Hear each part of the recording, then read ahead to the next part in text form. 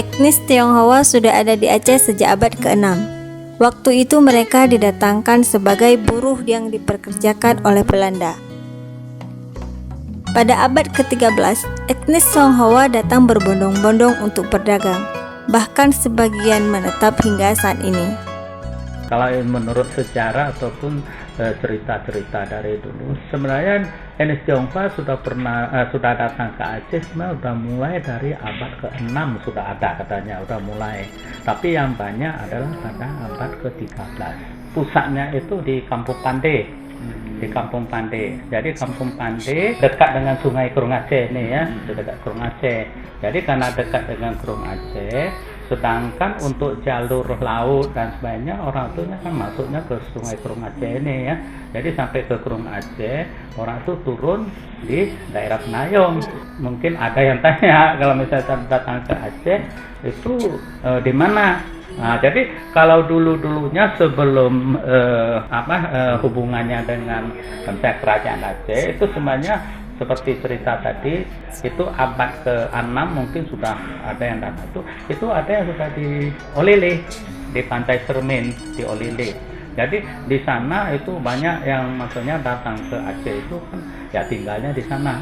Makanya di daerah sana itu sudahlah didirikan misalnya kelenteng untuk kelenteng Tapekong untuk sembahyang dan sebagainya. Sedangkan kalau wihara waktu itu di Olele itu tahun 1936 itu baru pindah ke kota, ke tempat sekarang yang di Jalan Panglima Polen ini, yaitu Wihara Dharma Bakti. Penayung adalah suatu kawasan yang paling banyak dihuni oleh warga etnis Tionghoa. Asal-usul nama Penayung pun sepertinya berkaitan erat dengan sejarah kedatangan etnis Tionghoa di Aceh. Kalau cerita soal Penayung, itu memang kita nggak tahu juga sebenarnya cerita sejarahnya ya, tapi ini antara dan maksudnya yang kita dengar dari orang-orang tua. Jadi ceritanya begini, seperti tadi saya katakan, pedagang Tionghoa itu dari Tiongkok datang itu dia kan naik kapal masuk sampai ke Krung Aceh ini sebagai jalur lautnya untuk keluar itu dia masuk sampai kemari. Sedangkan kapal Tiongkok itu, kapal orang Tiongkok itu namanya Yung, ya, Yung atau Yung itu.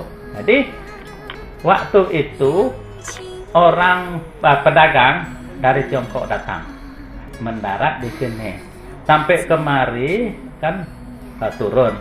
Begitu sudah turun di daratan, maksud si pedagang Tionghoa itu mau tanya, sebenarnya ini maksudnya ini apa nama tempatnya? Sedangkan si pedagang orang Aceh mau misalnya naik kapal.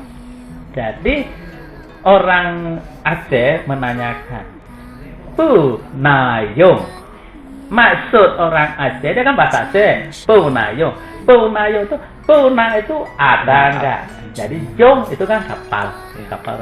Apa ada kapal? Maksudnya dia kan mau berangkat mungkin dia ditanya apa ada kapal. Jadi datang si pedagang Tionghoa itu pikirnya orang pedagang Aceh itu mengatakan kota ini Penayung tempatnya. Jadi istilahnya kalau dulu kan tidak kayak sekarang ya. Jadi masih istilahnya komunikasi itu seperti ayam sama itik lah.